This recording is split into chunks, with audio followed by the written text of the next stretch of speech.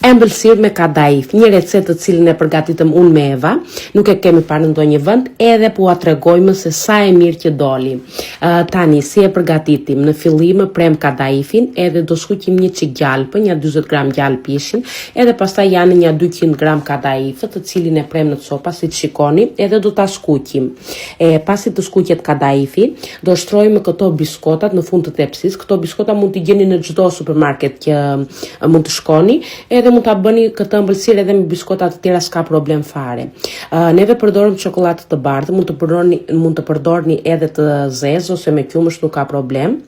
E shkrim në ben mari, do me thënë ujë të nxehtë, dhe pastaj e hodhëm në një nga këto qeset plastike, e prem një çik në anë, që të mundemi ta hedhim kështu, avash të më na bjerë gjithë çokolata mbi biskota.